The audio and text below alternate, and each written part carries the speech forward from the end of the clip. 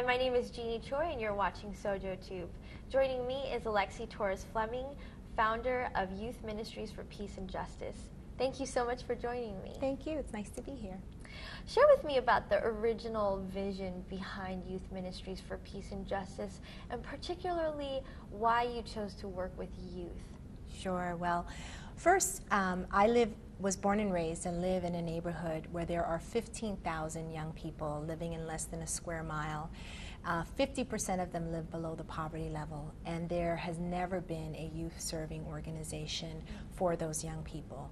So I think one of the first reasons is that despite the fact that youth services has grown so much in this country, there are still pockets and neighborhoods in this country that have desperate need for young people to have safe places to go after school that don't exist. Another reason why Youth Ministries was founded was because the only places at that time that were available to young people were the church youth groups. I went to a church youth group and it met Wednesday nights for 2 hours. But young people like myself needed so much more than those 2 hours. And while we met God in that space, we walked out into hell, the rest of the week. And so I just felt it was really important to have a place for young people. But I think the most important reason was really to kind of counter, I think, our very sort of traditional American paradigm, both in church and in youth, social services, of how we work with young people. We tend to relegate young people in church and in social services to, the choir, keeping them safe, theater, sports programs, arts and crafts, homework help. And I don't think any of those things are bad, but I think that at a time like this in our country, young people really need to be trained up in a different type of leadership. And most of the leadership training that young people get is to move up and out of community. Get a good job in corporate America, get a good job as a lawyer or doctor, and do the best you can.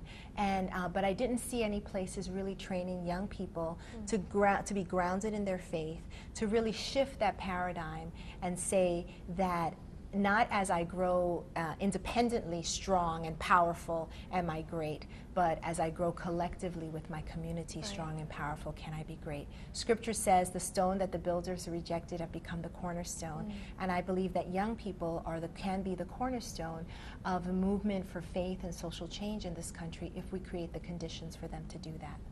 Yeah. One of the more sinister forms of injustice that youth in South Bronx suffer from is environmental injustice. The fact that asthma rates increase among young people in the South Bronx is really appalling.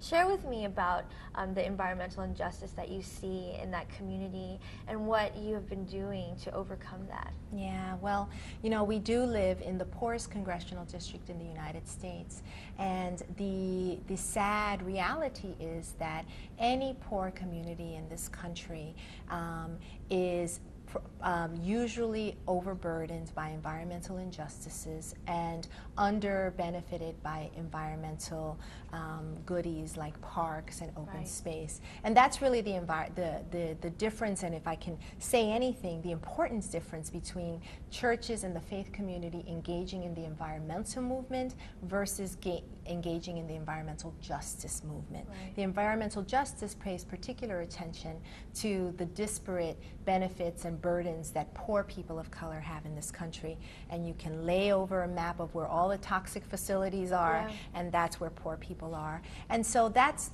exactly the reality in the South Bronx. We are crisscrossed just in my neighborhood alone by 4 major highways, hundreds of thousands of truck trips every day going through the community, abandoned brownfields or contaminated land, inaccessible green space, mostly a concrete jungle, so very little shade or green open space for young people to go to. And all of that leads to all sorts of things, not only high asthma rates, as you mentioned, but young people missing school, all sorts of upper respiratory ailments, obesity and diabetes as a result of the lack of access to places to exercise or food, healthy food, as well as all sorts of mental health issues. There's a lot to be said about the power power of looking out and seeing beauty in your community. And so that's been our reality in the South Bronx for too long. And so we've been doing a lot of work, primarily in reclaiming the area of our community along our river. We're named for the Bronx River. I grew up in the Bronx River public housing projects, and many people don't even know that a river exists in our community because it's so industrialized. You can walk to major highways, but you have no access to the river. And so the work that young people have done at Youth Ministries for Peace and Justice is to say the environment in our community isn't bad because poor people are bad or stupid or lazy or don't care. The environment is bad because there are policies and systems in place that keep us from being able to enjoy the full benefits of it. And so we have been really involved in getting folks out there, getting public policy change, encouraging legislation around cleaning up of contaminated sites, getting incentives through our city council for folks to put green roofs and do greening in our community so that the river can be a source of physical but also spiritual nurturing and health for our community. Right. Wonderful. So that's one of your big victories. What other transferable principles are you learning in your work in the South Bronx that other social activists around the country and even around the world can learn from? Yeah, I think for me, one of the most powerful that I have learned is sort of hidden within the principles of environmental justice.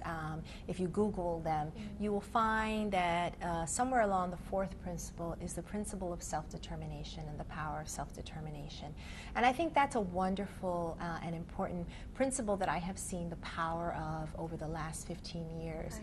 The power to leave a legacy that is not just about a new park, a cleaned up river, a beautiful tree planted, but a legacy that lives on inside of us, inside of my children, and hopefully my children's children, to say that I have the right and the responsibility to speak about the conditions of my own life and to move that. And I think that's a powerful principle that we have to begin to grapple with and think about and prayerfully say, how do we create the conditions for the poor to find their voice and their power within this movement? Wow, that's great. You mentioned prayer, and I was wondering if you could share with me what personal spiritual disciplines you have in place in your life. You're obviously working very hard, but you need your own kind of replenishment. What do you do to keep yourself refreshed? Yeah, well, I have beautiful family. I have beautiful children. And so everything from, camp out night on Fridays when we sleep in the living room and have popcorn and just being with them and enjoying time with them and my family. It is difficult because for someone like myself, I live and work in this community. Right. And so it's difficult to separate yourself from it. I wish I could say I had a very disciplined prayer life. I think that comes and goes, but I think I have a very deep contemplative life, meaning that while I may not exercise formal prayer, I am constantly feeling and knowing that I'm sort of in God's presence, in communication with God.